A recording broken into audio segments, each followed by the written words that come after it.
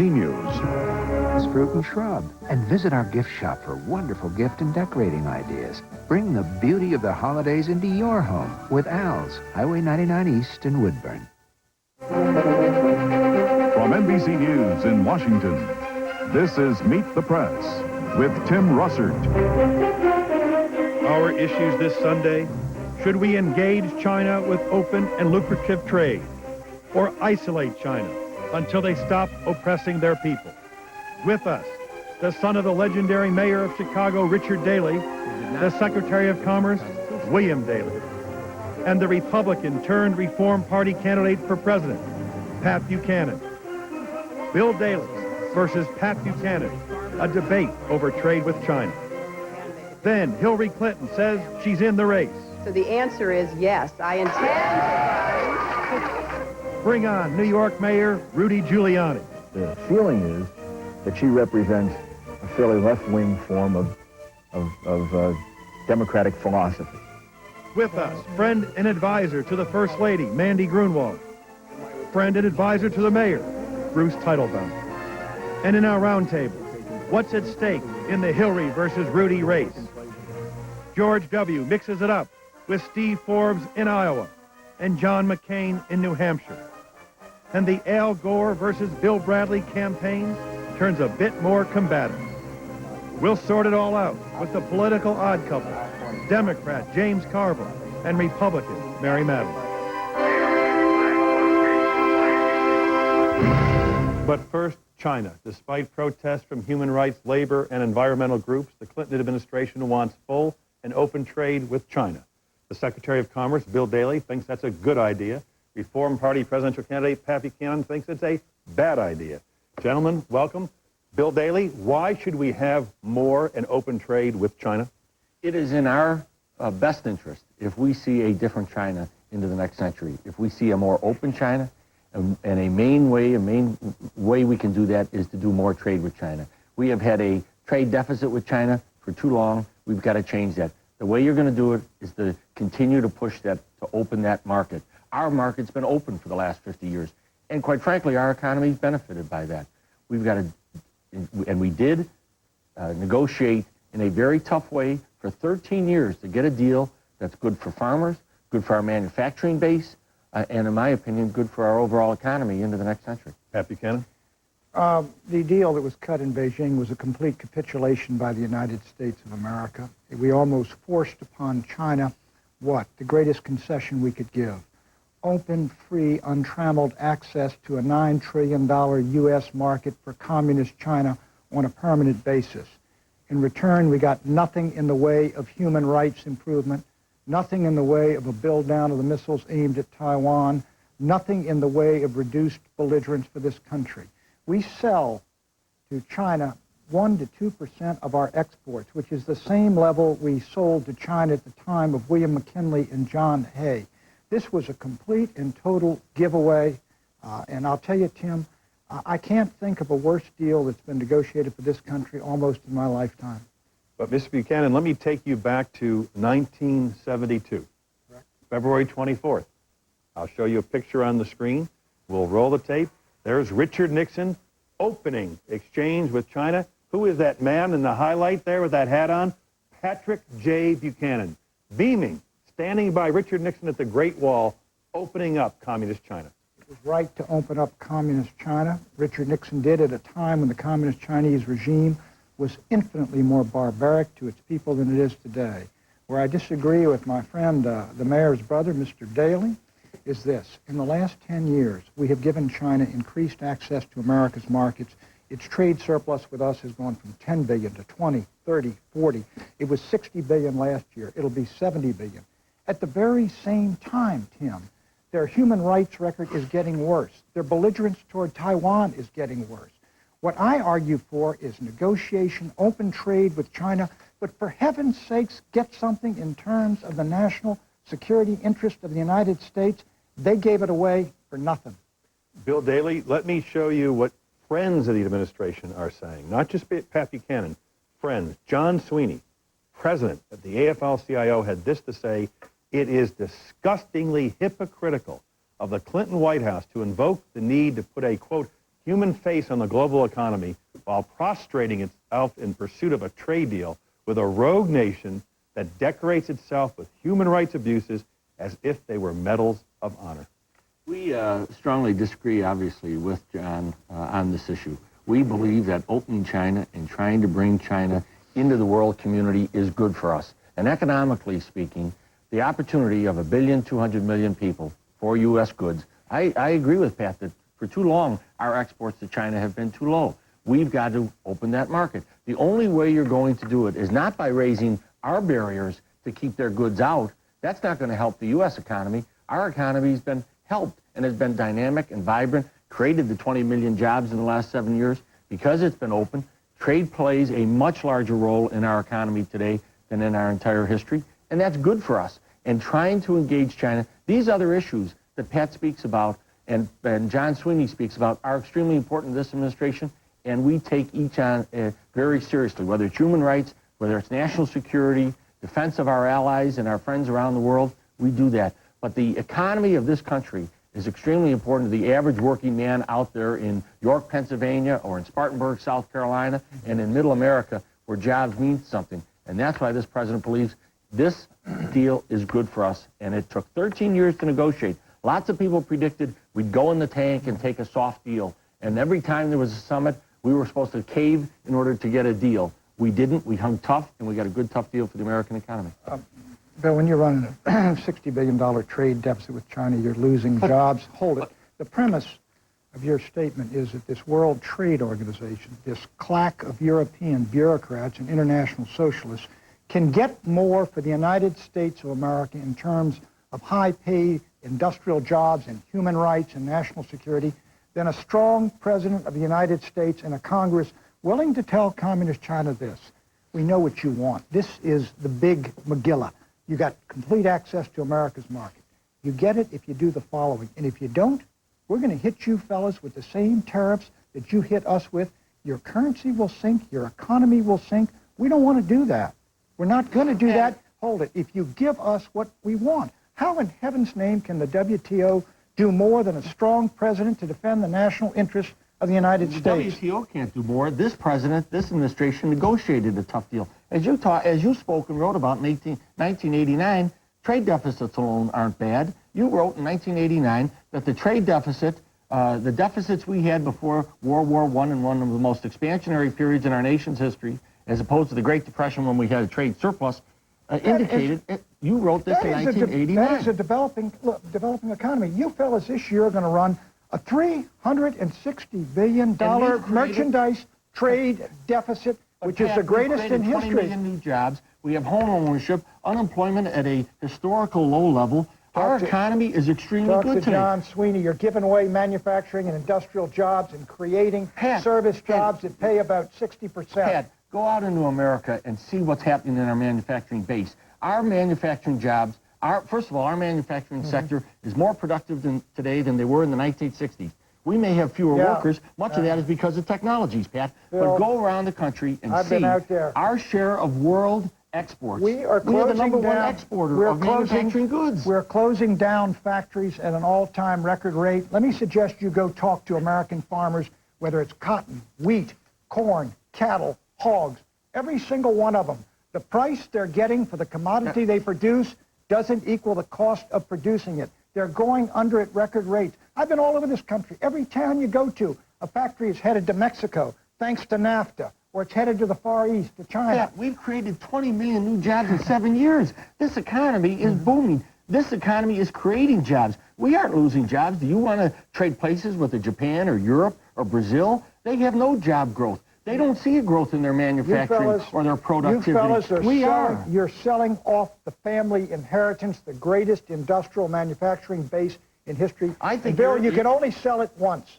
Pat, I think you're looking back to what happened in the 80s when there was a different leadership in this country. Today, what we're doing is we're increasing jobs, we're increasing home ownership, we're increasing opportunities for American people. How can you say you cut a tough deal when you sent Mr. Clinton calls twice, he sends Summer over there, you rush to Beijing 3 times. It took 13 years to negotiate this deal. Those guys are laughing at you right now. It took 13 years to negotiate this deal. Let me just jump in here for a second and ask you a simple question, Mr. Secretary.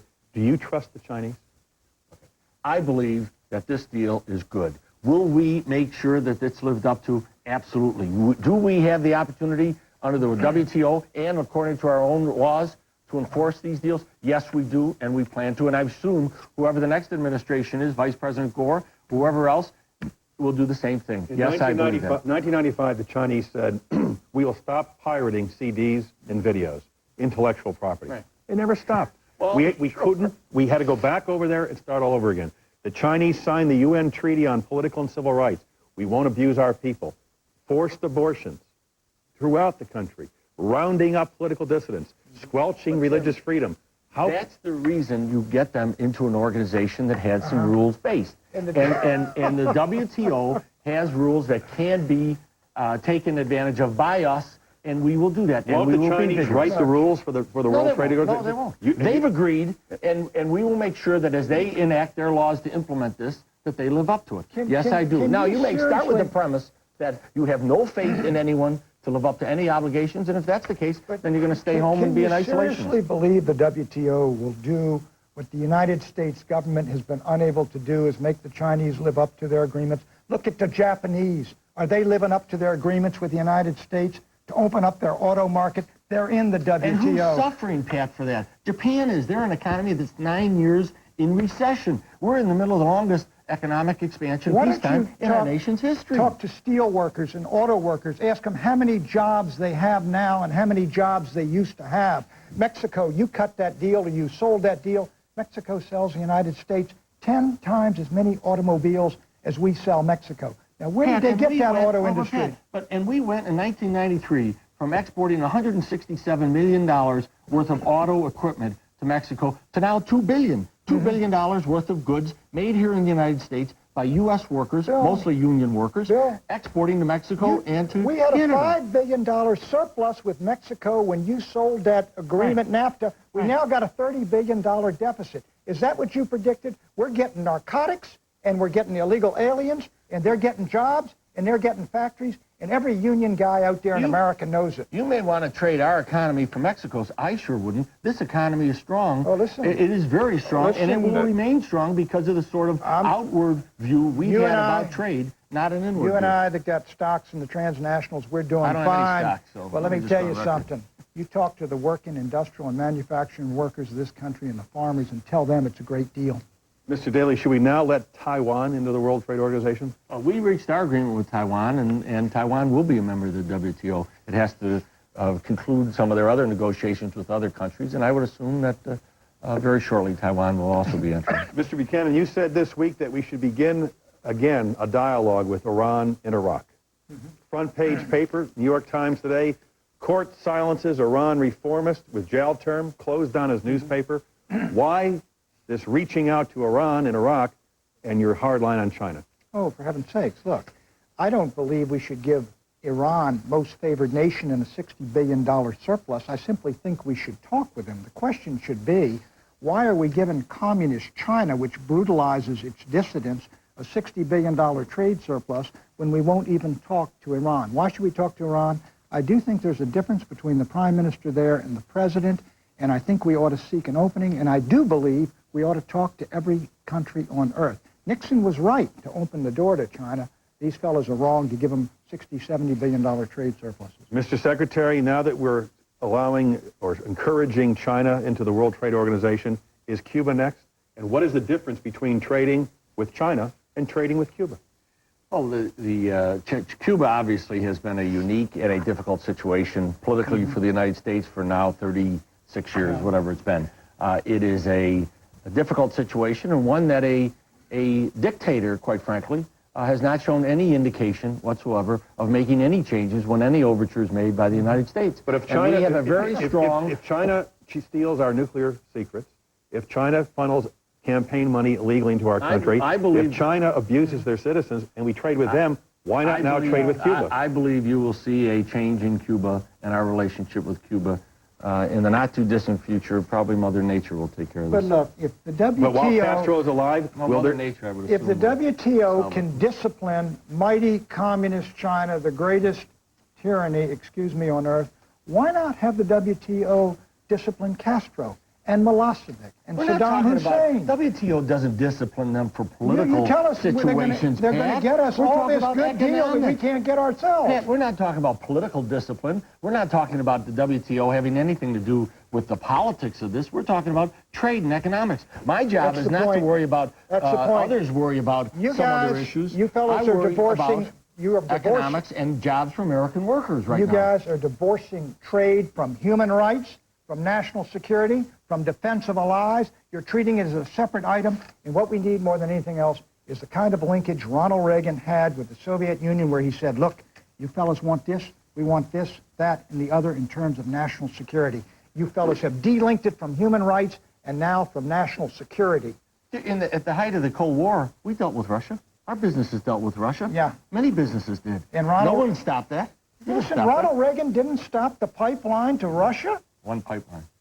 To be continued. All right. Pat Buchanan, before you go, Yes, sir. reports that Hillary Rodham Clinton is looking at obtaining the independence line, which is the reform line in Right. New York politics. Would you welcome the opportunity of having Buchanan, Hillary Clinton running together in the general election in the fall of 2000? I'm going to fight to be at the top of the Reform Party ticket in New York. That's the Independence Party. She will be second on the ticket. If she wants to join my ticket, that's up to her. Would you support her candidacy if she was on the I Reform would Party? not support Mrs. Clinton, and that tells me, and also, I would not in advance support Mr. Giuliani in that race either. I would like to see a candidate in the Right to Life, Conservative, and Reform Party who represented traditional American values, conservatism, and populism, and I don't think either of those candidates do. That segues into our next segment. Bill Daley, Pat Right. Buchanan, two Irish middleweights. Not bad. Good job. Coming next, another hotly aging contested middleweight. battle. The New York Senate race between Hillary Clinton and Rudy Giuliani.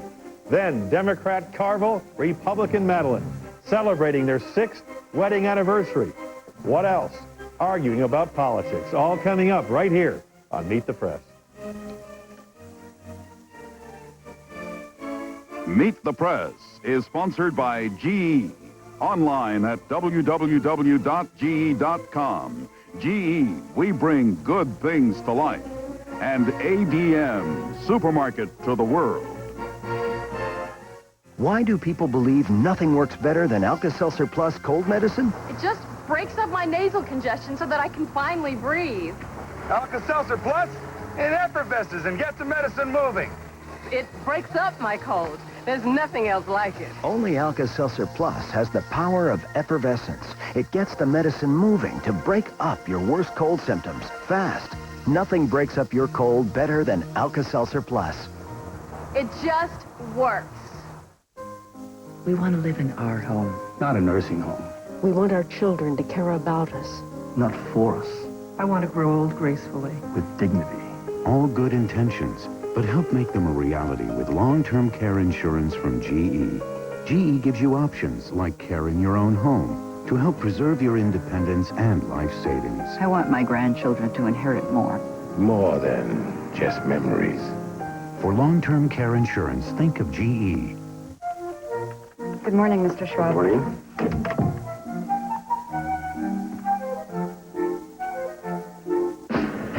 Introducing Velocity from Schwab, the new incredibly powerful online trading software system.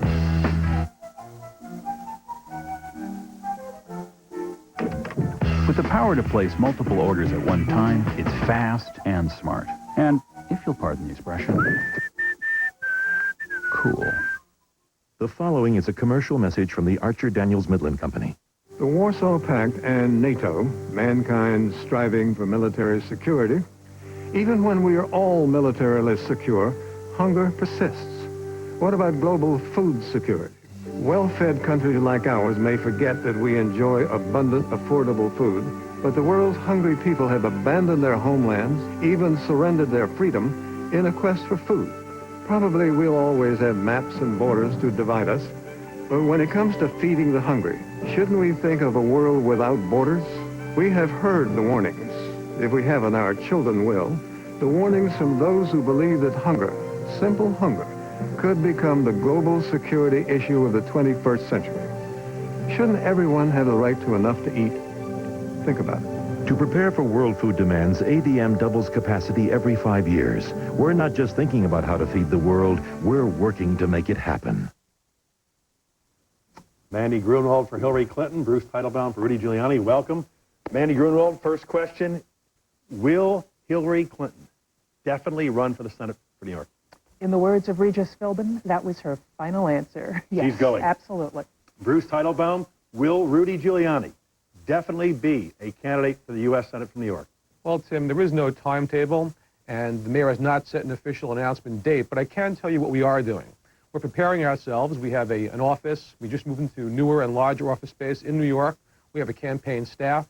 The mayor is traveling around the state of New York and around the country, meeting with old friends and making new friends. And for his part, he's focusing on his day job, and that's being mayor of New York. But he's definitely going to run. Tim, the mayor is going to make his decision in his own way, in his own time. He is obviously very seriously thinking about running.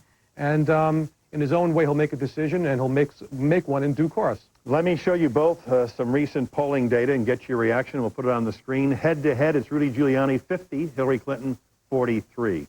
Favorable ratings, Rudy Giuliani favorable 53, unfavorable 40. Hillary Clinton 48 favorable, 49 unfavorable. And then the question asked of New Yorkers, should Hillary Clinton run for the Senate of New York? Yes, 45, no, 53. Mandy Grunwald, at this stage of the campaign, those numbers have to trouble you. Funny they didn't ask whether or not the people wanted Rudy Giuliani to run. That question wasn't asked. Look, I'm not worried about those numbers now. Sure, there have been bumps along the road, and if Hillary Clinton was dissuaded by bumps along the road, she wouldn't have gotten through the last 7 years. This is going to be a long campaign. It's going to be a hard campaign, but I'm very confident that come November, when people vote on the issues and vote for who they want in the Senate, who'll be on their side when it comes to health care, to education, to creating jobs in the state, there's really only one choice, and that's going to be Mrs. Clinton. But those are extremely high negative numbers for a first-time candidate. Sure they are. And, you know, the numbers for Mr. Giuliani in that poll were at an all-time high for him as well. Look, this is going to be a big back and forth. There's going to be a tough, engaged race. But again, when it comes to questions like who's going to fight for HMO reform and the right to sue, who's going to really stand up on education and health care and so on, I'm very confident where we're going to be, and I think Hillary will win those battles. Bruce Teitelbaum, your candidate, Rudy Giuliani, has sent a letter out to people across the country. We happen to get one here at NBC. We won't be sending money because we don't do that. But let me put on the screen for our viewers an excerpt. And if she gets to the Senate, Mrs. Clinton will immediately become the champion of every left-wing cause you can imagine. What are those left-wing causes? Well, Tim, there's an obvious difference between Mayor Giuliani and Hillary Clinton on the issues. As Mandy said, you're going to get something from Mayor Giuliani and something very different from Hillary Clinton. Hillary Clinton believes in government first. She believes that government provides the solution first, second, and third, and Mayor Giuliani believes in people. So if you want Hillary Clinton, you're going to get someone who believes in government solutions, government intervention, government taking more of your money. With Mayor Giuliani, you're going to get someone who believes in people first, giving people back their money, letting people make decisions about their lives. And that's the clear choice. And as far as jobs are concerned, because Mandy mentioned that, it's Rudy Giuliani who created 340,000 new private sector jobs in New York. It's Rudy Giuliani who cut $2.4 billion in taxes. So the mayor has a record of achievement in public office. He's got a good record, and we're going to bring that record to the people of New York State. When you say champion every left-wing cause, by my reading, on gay rights, Clinton Giuliani, the same. On gun control, Clinton Giuliani, the same. On abortion, including support for late-term or so-called partial birth abortion, Giuliani, Clinton, the same. Where are the differences on these so-called left-wing issues? Well, Tim, we're really speaking about a philosophical difference. As I said, Mrs. Clinton embraces government. Mrs. Clinton wants to give government more power and take power away from the people. She'd rather have government make solutions and not leave that up to the judgment of individuals. Again, the mayor believes in people, the power of people, giving people more freedom. Mrs. Clinton believes in big government, more taxes, taking freedom away from people and making choices about their own lives. And that's what we're referring to. It's a difference, really, in philosophy, a difference in approach to the way government should work. The mayor won't change his position on late-term abortion or so-called partial birth abortion in order to win the Conservative Party endorsement, will he? Well, you know, Tim, the mayor is a very principled person, and right now, the mayor is pro-choice. He believes in a woman's right to choose. That's his position. And that's his position, and it hasn't changed. And the mayor believes what he believes in. Let me show you another excerpt from the letter of Ms. Grunwald and put it on the screen here. It says, Rudy Giuliani, this is not just a battle between two people. It's a battle between two very different visions for America. Is that true? I do think that's true, although I think this kind of letter and those kind of comments from Mr. Teitelbaum are just an indication of the kind of smear tactics that we're going to have to deal with during this campaign. What are the two different visions? To me, you have two different approaches and two different sets of issues. For instance, on the question that was just dealt with in this Congress of an $800 billion tax scheme that would have been very risky and threatened the fiscal health of this country, Mr. Giuliani agreed with the Republican leadership, with Trent Lott on that, and Mrs. Clinton very much opposed that. On the question of real HMO reform and whether you can sue your doctor, Mr. Giuliani again was with the Republican leadership and said no real reform, and Mrs. Clinton said yes. Down the line on questions of education, the minimum wage, where Mr. Giuliani's been all over the place, and frankly even on abortion. You know, Mr. Teitelbaum describes him as being very principled. 10 years ago, Mr. Giuliani believed in completely overturning Roe versus Wade, and he has done a 180-degree flip on that question. So on the question of abortion, I think there's only one candidate in this race who women can really trust to be there. Bruce Teitelbaum, rebut? Well, that's funny because NARAL, the organization here in New York, has said publicly that they don't plan on endorsing anyone in this race. They feel very strongly about Mayor Giuliani, so they don't share Mandy's concerns. But I want to talk about something that Mandy raised about Trent Lott and the Republican Party. You know, it makes no sense for the people of New York, in my opinion, to send another Democrat to the Republican-controlled Senate. If Mandy wants someone in the Senate who can really fight for the people of New York and advocate for the people of New York, it makes sense to put a Republican there because the Republicans control the Senate right now. And it was Mayor Giuliani a few weeks ago who was able to help get a $150 million restoration for Medicare in New York. He did that because he was able to pick up the phone and speak to the leadership of the Republican Party in the House and in the Senate. So in my opinion, the people of New York want an effective and strong advocate in the U.S. Senate and someone who can deliver the goods. That's Rudy Giuliani. Let me show you both one more excerpt from Mayor Giuliani's letter and have a chance to respond to it. It says, my guess is that Mrs. Clinton sees her Senate race as just a stepping stone for even higher office.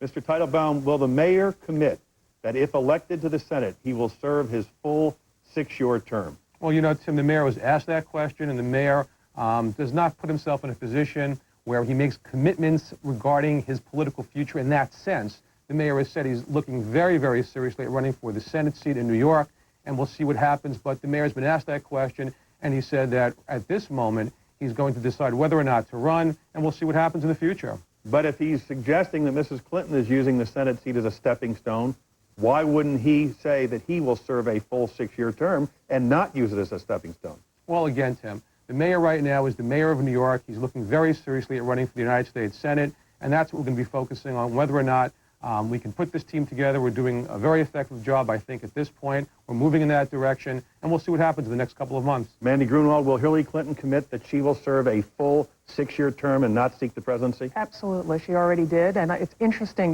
You haven't gotten a straight answer out of Mr. Teitelbaum either on whether Mr. Giuliani will run for the Senate or whether he would serve 6 years. Hillary said the first week she began this campaign that she would serve the full 6 years if she was privileged to be chosen by the people of New York. And I think she will keep that commitment. She has a way of keeping the commitments she makes. Let me show you both a campaign ad which is running across the state of New York from a Republican group and put it on the screen for our viewers as well. At her side, Suha Arafat made the false and disgraceful claim that Israel was poisoning Palestinian women and children with toxic gases. Instead of reacting with outrage, Hillary Clinton sat by silently. When Arafat was finished, Hillary gave her a hug and a kiss. It's sad. Mr. Teitelbaum, did Mayor Giuliani or his campaign have anything to do with that ad? No, Tim. The mayor's campaign had nothing whatsoever to do with that ad, but I want to point out that I think it is the right of the group to run that ad. It is a very legitimate issue. Tim, there are people in the state of New York and across this country who were very, very upset at Mrs. Clinton's reaction, or I should say non-reaction, to Mrs. Arafat's anti-Semitic diatribe. So the issue is legitimate. It's the right of the group to run the ad, and we had nothing to do with the ad. However, the issue of Israel, the status of Jerusalem, and the peace process are going to be issues that are very, very important to the voters in New York. And over the course of the next year, we'll be able to flesh those issues out, compare Mrs. Clinton's record and what she said, Mayor Giuliani's record and what he said. But that ad is legitimate, it's a legitimate issue, and they have a right to run it.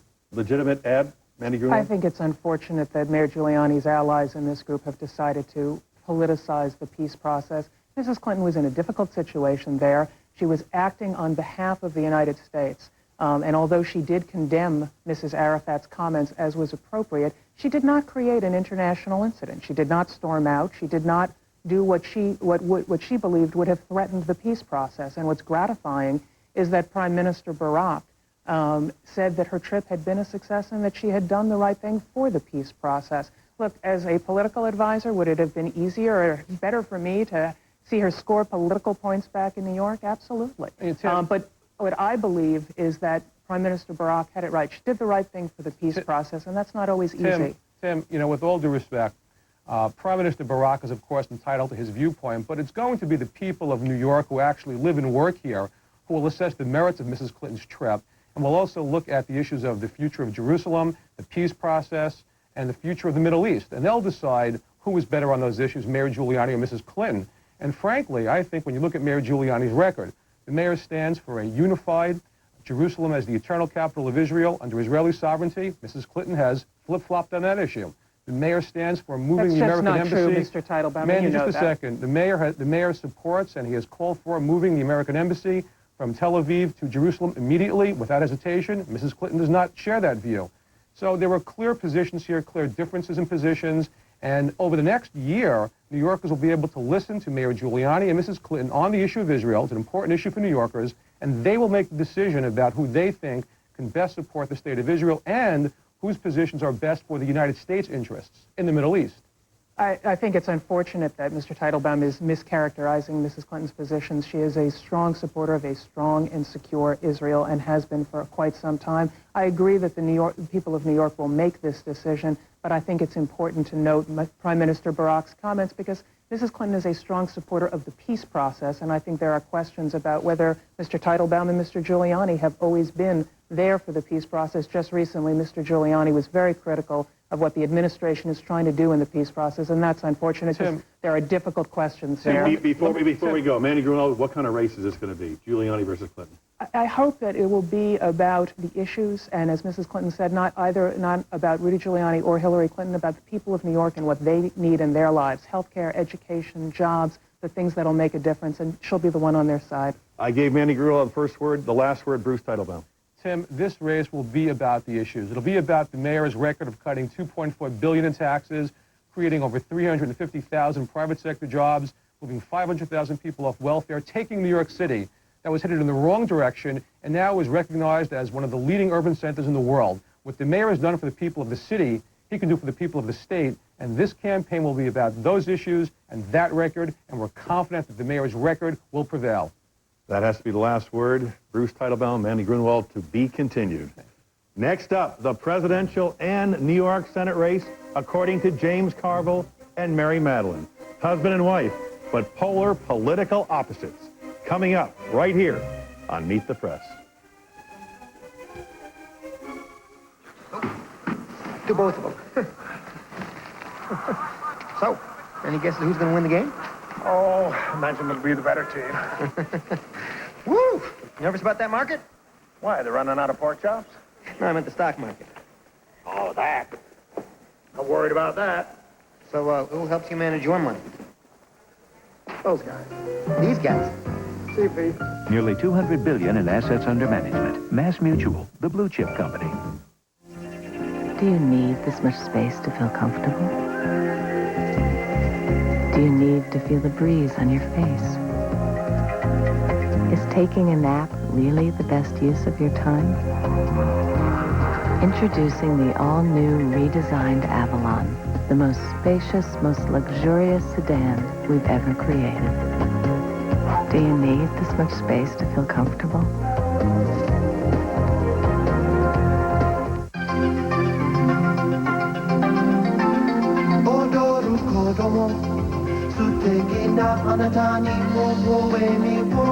When Tokyo Electric Power turned to GE for its advanced turbine technology, it gave Tokyo the largest, most efficient power plant of its kind in the world, which means more jobs for people back home and a better future for the people of Japan.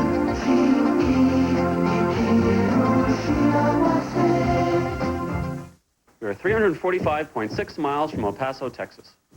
Austin is north-northeast. Turning south-southeast. Dry cleaner 3.4 miles away. Buenos Aires. I am 45 feet. 47. Should have bought you a tie. You rely on Amazon.com for electronics and all sorts of gifts. They rely on priority mail to get it there fast and to save you money. At this pace, we would get there in 12 days. What's your e-priority? Like an eagle. Clinton, Giuliani, Bush, McCain, Gore, Bradley, Carville, and Madeline have their say after this station break.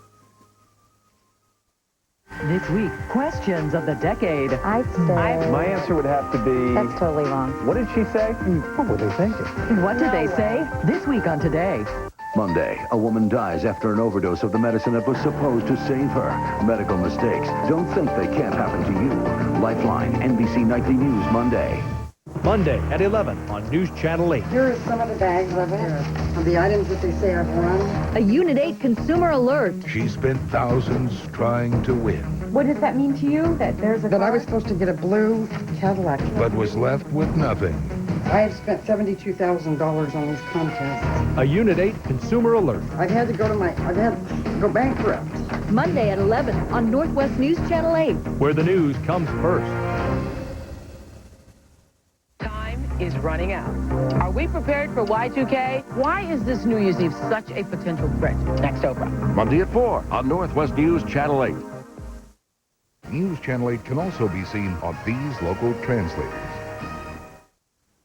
And we're back. You two lovebirds, celebrating your 6th wedding anniversary. More importantly, our 4th anniversary on Meet the Press. Right. Let's go right to it. Let's go right to it. 6 years of marriage, 4 years of fighting. George W. Bush was on this program last week. Mary Madeline, how'd he do? Well, as everyone said last night, reliable sources. Howie Kurtz calls this the first primary. George W. Bush won the first primary, the Tim Russert mano a mano. Which other candidate has been on the Russert jackhammer for an hour? He answered every question. He laid out a vision. He was comfortable with himself. Harder than any debate. He did great. James Garville? This is the most amazing thing I've ever seen.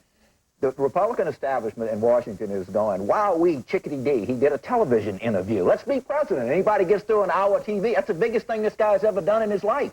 And in this sort of interview that he supposedly did so brilliant in, he came out for a constitutional amendment banning abortion. He is going to, in effect, end Medicare as we know it, because he's gone with $1 trillion tax cut. He's saying we're going to have massive increases in defense spending, and he's going to lockbox Social Security. So we got all of these things, and he's promising to appoint the most radical people to the Supreme Court. So I think we're going to have a clear choice in this campaign. In getting through one television interview does not make you qualified to be president. It's a little bit more than that. People don't want a constitutional amendment banning abortion. They don't want to end Medicare as we know it. And they don't want radical conservative appointees to the Supreme Court. So we got some good issues. James thinks that members of the Supreme Court who interpret the Constitution, who are strict constructionists of the Constitution, are radicals. I don't know where you get all this stuff. Just quit eating up the clock a second. Let me tell you what he's done. He's the only candidate in this race of the 4 who have a chance. Senators Bradley and McCain and Vice President Gore. Governor Bush is the only one with a record. Education reform. Test scores are up for all Texas children. Strongest gains for minorities. Welfare reform rolls down 51%. And he put $357 million in child care. Tort reform. Insurance rates. Texans have enjoyed a $1.5 billion in savings. Health care reform. 2 of the largest tax cuts in Texas history. He's got a record, not the derivative record of a vice president or no record of a United States senator, a congressman, they talk about reform. They talk about reform. He has done it, James. He has done it. Wait a minute. The highest incidence of child poverty in the United States, the most polluted state in the United States. But that's not the question. The question is, it doesn't matter who he appoints to the Supreme Court because he wants to take away the right to choose. He wants a constitutional amendment. He wants to go back, even not to Roe v. Wade, but he wants to go further back than that. He wants to end Medicare as we know it. He is going to have to gut Medicare to even come close to keeping his campaign promises. These are real issues. They can go, in his ability to just tag along to the Clinton economy is not an accomplishment. Getting through a television interview does not make you qualified to be president. He's got a lot more to go. A lot more. Mary Madeline and James Carville, let me show you the exchange I had about the Supreme Court and give you a chance to talk about it. Here's Governor Bush from last week. Which Supreme Court justice do you really respect? Well, that's Anthony Scalia, the one. He is someone who wants to overturn Roe versus Wade. Well, there's a lot of reasons why I like Judge Scalia. And I like a lot of the other judges as well. I mean, it's kind of a harsh question to ask because it now pits me, some of whom are friends of mine. I mean, and so, in all due respect, Judge Thomas. Do you believe Clarence Thomas was the most qualified man in the country for the Supreme Court? I do, and I think he's proven my dad correct. How about David Souter of New Hampshire Supreme Court? I'm not falling into that trap. But let me Notice you're not endorsing him either. He's a fine man. Will people watching that calculate that, oh, I see Governor Bush would have an extremely conservative Supreme Court in the tradition of Scalia and Thomas and take away pro-abortion rights? Or is that just a small factor in the calculation? That's very retro thinking, and this diatribe was a very retro campaign. It's just the way Gore is running his campaign, taking to the extreme. What Bush has said is that he would nominate to the Supreme Court conservative judges. Conservative judges are those who don't make up laws. They don't legislate from the bench. And if Roe were to be overturned, what happened when Roe was put in place is that the states then decide whether or not abortion is legal. And over 70% of the states at the time were legalizing abortion. I'm sure it's going to be higher than that right now. It just puts it back into the democratic process. That is not what he said. That's not what he's running on. But yes, let me say clearly, loudly, proudly, conservatives who interpret the Constitution will be on the Supreme Court if George Bush is president. First of all, I don't mean to nitpick here, but they're not judges, they're justices, and maybe some of his people ought to tell him the difference. The second thing is that it doesn't matter because he doesn't want to go back to Roe v. Wade. He wants to go back to a time when abortion was illegal all over the United States. He doesn't even want to give the states the right to choose. So he's not even for states' rights in this instance. He wants to preempt it with the Constitution. He has got to come out and tell people about how he's going to end Medicare as we know it. He's called for profound changes. He has more than spent all of the surplus on the tax cut. He's locked boxed the Social Security. He has claimed he's going to do all these things. These issues are not, this is not retro thinking, honey. This is a man coming out with something, and you run for president. You got to do more than get through a 1-hour interview. It's a bigger job than that. You got to be more accomplished than that. And I would like an apology for that nitpicking, calling them judges. You work for a president who has to define the term is, okay? That's just a ridiculous charge. Let's go to the Texas record. Education reform, tort reform, health care reform, historic decreases in violent crime, the largest tax cut, two of the largest tax cuts in history. He is a unifier. He is a unifier. He did this with over 507 Democratic mayors, over 100 county officials that are mayors, 66% of the women's vote, 27% of the African-American vote, 49% of the Hispanic vote. He is a unifier as opposed to the Gore campaign. James Carville, does that concern you that George W. Bush has been able to bring in Hispanics, bring in women, break the gender gap, bring in blacks into the Republican column, and he could do the same across the country against a Democrat? He's not going to do it, and the Democrats are going to win because when people look, the guy's got, what's he running on? And the idea to say that Senator Bradley or Vice President Gore or John McCain don't have any experience, I think is just ludicrous. But we have to focus on the real issue differences here. And I'm glad that we have these issue differences because I think we can have a campaign about do the American people really want to change Medicare as we know it. I think we can have a campaign about do we really want a constitutional amendment to ban all abortions in the United States. I think we can have a campaign about do we want an irresponsible $1 trillion tax cut that got us into this mess that President Clinton and Vice President Gore had to get us out of. So I'm very enthusiastic about we got some real big issue differences here. We don't need any name callers. We can just lay these on the table and deal with them. Mary Madeline, John McCain, 37, George W. Bush, 35. The latest Time magazine poll in New Hampshire, Bush comfortably ahead everywhere else, but in New Hampshire, John McCain has now moved ahead of George W. Bush. I didn't say he's the only experience. I said he's the only one with the record that we can point to. He's also, George W. Bush, the only one who's running a national campaign. John McCain is a great man with an extraordinary story, whose temper, by the way, when I've seen it displayed in 10 years, has been exactly used for what he says, when he sees an injustice or an unfairness.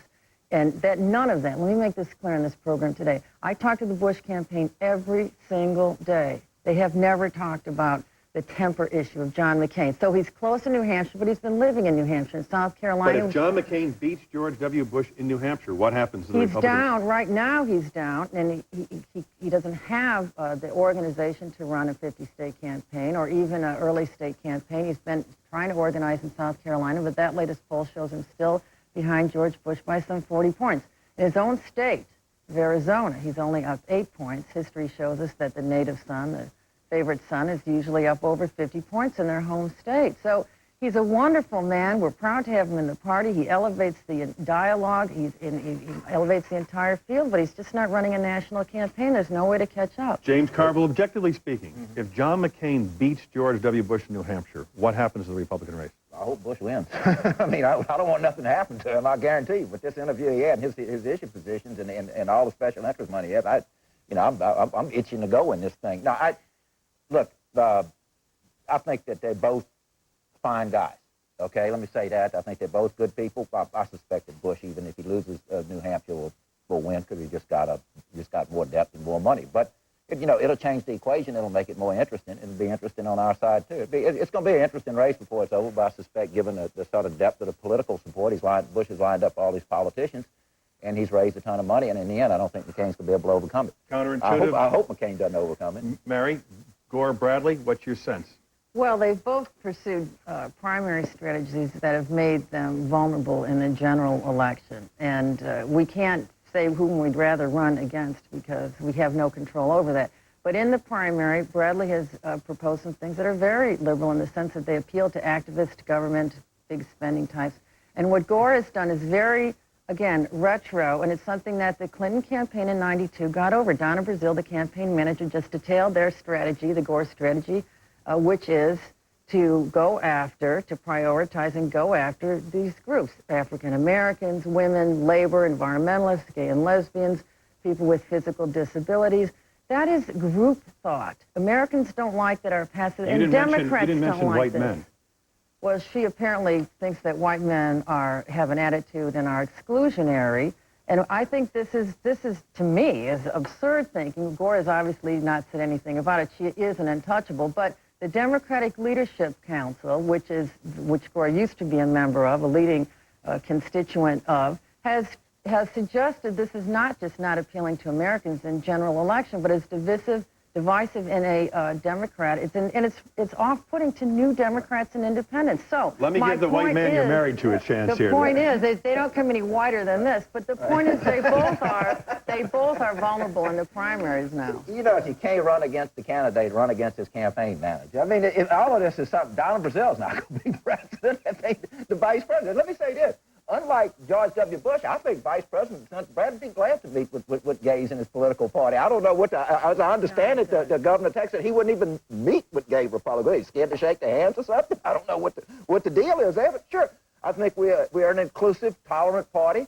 But also, with white men, black men, white women, all across the spectrum, I think the Democratic Party has shown, and President Clinton has shown, that an America that pulls together, an America that is tolerant, an America that pulls everybody up is going to be a better America, and I think both the Vice President, Senator Bradley, and that tradition. The Democratic Leadership Council, Joe Lieberman and the whole council are publicly criticizing the Gore campaign. I'm not talking about the campaign manager. I'm talking about Donna Brazile. She's not on the ballot. No, I'm talking about Donna Brazile's strategy. People don't run, you're right, you don't lose any votes over the campaign strategy, but the campaign strategy will lose votes. Let me turn to the New York Senate race. Mary Madeline, what's at stake in the Rudy Giuliani versus Hillary Clinton Senate race? I don't know what's at stake, but Harold Ickes is quoted in the new Gail Shee book. Gail Shee having been guest of this show, so presumably it's an accurate rendition of what Harold, her campaign guru, has said. This is a race for redemption. It is that simple. That's what he said. What does that mean? This is a race for redemption? Well, I went to law school in New York. They don't care about redemption. You know what? No one's asking my opinion, but if I was Hillary, were advising her, I would say, on the carpetbagger issue, I really want to be a New Yorker. I'm going to move to Chappaqua. I'm going to live in this really cool house, albeit by myself, kind of sad. But I am not going to run. I'm going to give my war chest, all my research, the help of my people to the Democratic nominee, and I'm going to work as hard as I can against Giuliani because he's wrong for blah, blah, blah, and then I'm going to run for governor. I want to prove to you New Yorkers that I really want to be one, and want to prove to the party that I'm loyal and that this is not a race about me and redemption and that I'm more than my husband's impeachment. James Carville, is Harold Ickes right that this race is for Hillary's redemption. I think this is a race for the people in New York, and it would delight me to no end if Mr. Giuliani would just tell us where he stands on a minimum wage, if Mr. Giuliani would explain why he was against the HMO Bill of Rights, why he was for this irresponsible tax. But I'm going to tell you, we're going to give this race back to the people of New York. And I tell you right now, I've called Ms. Clinton's campaign, and Corporal Q-Ball is volunteering. I'm going to New York. I'm setting up committees, and we're going to call it the Committee to Combat Thuggery. And we're going to take on all of these thugs in the Giuliani campaign, and we're going to give this race back to the people in New York. And we're going to send Giuliani to the same place that we sent Ken Starr and Newt Gingrich and Bibi Netanyahu and that whole right-wing cabal that they got there. And I can tell you right now, this thing... She's going to be lonely in Chapel when that house I tell you, she's going to be lonely with about 53% of New Yorkers voting for her. She'll be the next senator from New York. And all of this thuggery is going to stop because we're going to stand up and put an end to it. We're going to give this race back to the people in New York. I want to make sure I heard this right. James Carville, Q-Ball Carville, as you call yourself, is declaring war on Rudy Giuliani? What I'm saying is this. I'm going to go in and lend for free my technical expertise. We're going to set up committees around New York to combat this kind of thuggery, and we're going to do everything we can. I'm going to volunteer my services, and we're going to give this race back to the people in New York because they've tried to make this thing about everything else other than the people in New York, and we're going to smoke Giuliani out. We're going to find out why he crosses picket lines, why he's for irresponsible tax cuts, why he won't give a position on HMO reform, why he won't give a position on a minimum wage, his terrible record when it comes to education, when it comes to health care. We're going to put these things in the forefront. Are you willing to place a bet today with Tommy at the Palm that Hillary's going to win? Yeah, I'll place one. If it's legal, I'll place one with a bookmaker. I'll go to London and place one. We're going to London for Christmas. I'll place Mary Madeline? Best news Rudy Giuliani James Carville's rolling into New York. Right, Good news for Rudy Giuliani. I'm going into that great Empire State. You have We're met going to your organize match, people. baby. You have met your match. He can join Who's your money Gingrich on, and Mary? Starr. Look, what he has done in New York City is amazing. I did live there. I did go to school there. It's truly amazing. The guy does what he says he's going to do. He doesn't take any guff, and he's certainly not going to be afraid of you. Why don't he tell us? I know that. You don't have to be afraid of me, because we're going to give the race back to the people in New York. She has not once said anything about why she said, I'm for families and children. No, she hasn't. She's laid out what her priorities. She's laid out her priorities. And I'll tell you right now, this thuggery has got to be taken on. Right, we have to take a quick break. We'll be back with more of Carville and Madeline and a special surprise right after this. Meet the Press has been sponsored by Canon. Canon Laser Color. Its only competition is reality. How come creating one document takes two printers? What genius thought of this? You send half a job to the black and white printer, half to the color machine. And you're what? A human collator? Where exactly is this office of the future we keep hearing about? These magic machines of the new millennium. The ones that deliver laser-sharp black text in stunning color, freeing you from that sick two-machine marathon you once called your workday. The Image Class series from Canon. Here's the future. Let's get to work.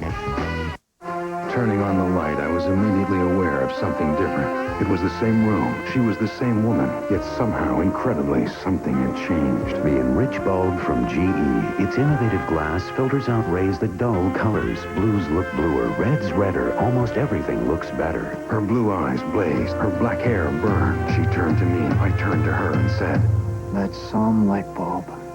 The incredible Enrich bulb, only from GE. These days you hear a lot about e-commerce, and usually it's about companies with names that end in .com. Actually, e-commerce is for any company that wants a better way to do business, like respond faster to the market, or work better with partners and customers. At Microsoft, we've helped thousands of companies build on their existing systems to create the kinds of e-commerce solutions that can make any business run smarter.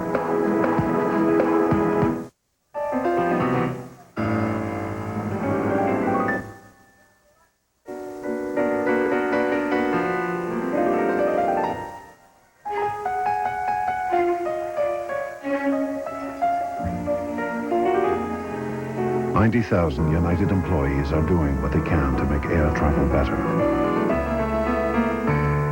Rising is performance. What do you got there? I've got freshly squeezed lemonade. Or what about coffee? My Latin American supplier just got me some amazing beans.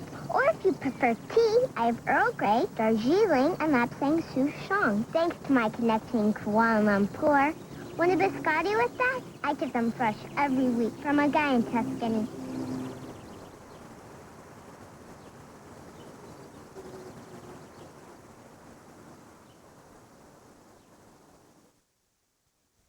And we're back, joined by Maddie and Emma Carville. Welcome both. Maddie, every time you're here, you answer a question. Here's today's question. Who is the best football team? The Buffalo Bills, once again. And because you answered that question right, this is a Hunter bear, okay? Jim Kelly was the quarterback of the Buffalo Bills. His little boy, Hunter, is very, very ill. And they're selling this bear, and if you push his heart, you can feel his heart pounding. And Hunter Kelly wanted you to have this teddy bear for answering that question right. That's your final answer, right? I'm going to report you to the ethics committee because this is bribery. The LSU Tigers. Objective journalism at work. Maddie, what do you want from Santa Claus? Scooby-Doo and from a bug spray. Bug spray?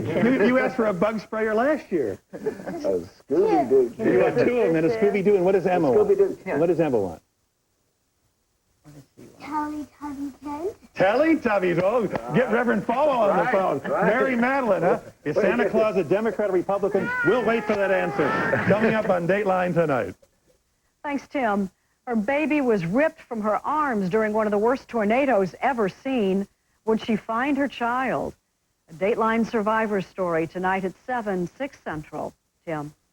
Thank you, Jane. Pauly starts your day tomorrow on Today with Katie and Matt, then the NBC Nightly News with Tom Brokaw.